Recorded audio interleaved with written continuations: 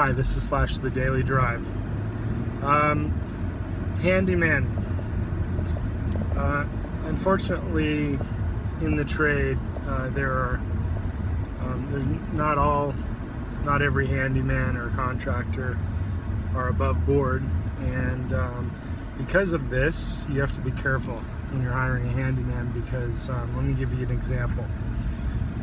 In running my business, I was doing backgrounds on guys I would hire, been doing it for years, and I would say 7 out of 10 I didn't hire just because of criminal records or something that was disturbing in their past. But now that I've been screening handyman businesses for the UHA, it's alarming numbers that you would be surprised of guys that have opened their own business, even more than the guys that were looking for jobs. The guys that had to open their own business because they couldn't get a job for another company due to their past and their record.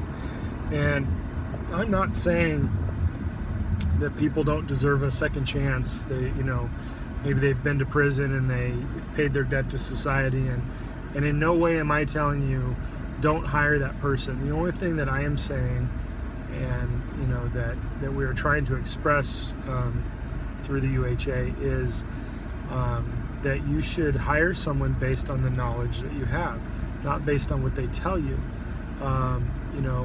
Child predators, sex offenders, rapists, maybe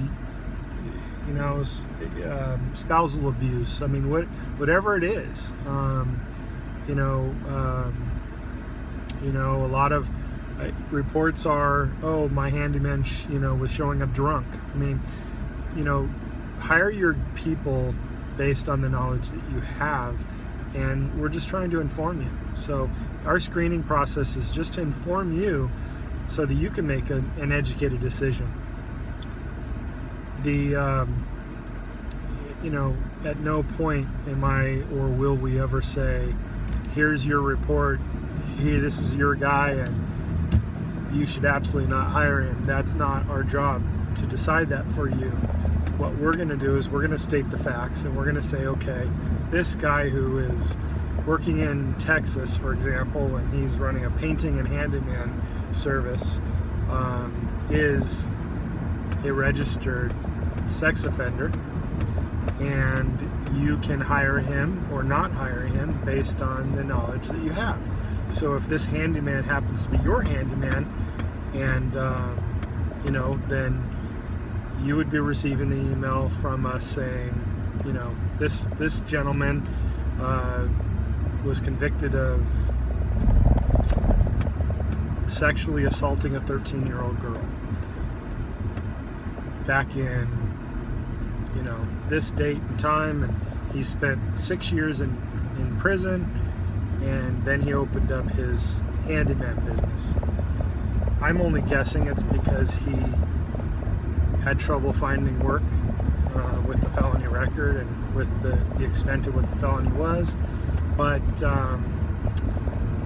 that's just my guess. So he opens his business, he's running his business, he's in business today, and he could be your handyman.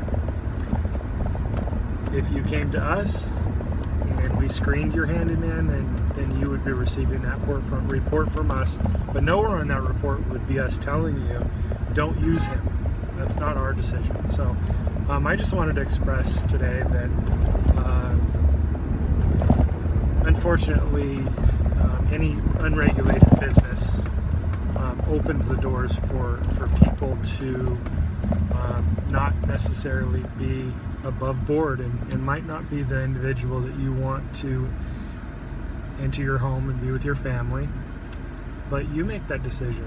So just wanted to go into more detail about that today, and tell you that we are screening to help improve a system And if every homeowner requires their handyman to be UHA certified, or if you take the time and screen them and do the background yourself, then great. But ultimately, our goal is to get the handyman certified. If your handyman is certified by us, then our monitoring and screening for you is free. So if anything happens or anything that you need to be aware of, we notify you, and then you make your decision. So this was Flash of the Daily Drive. Happy home repairs.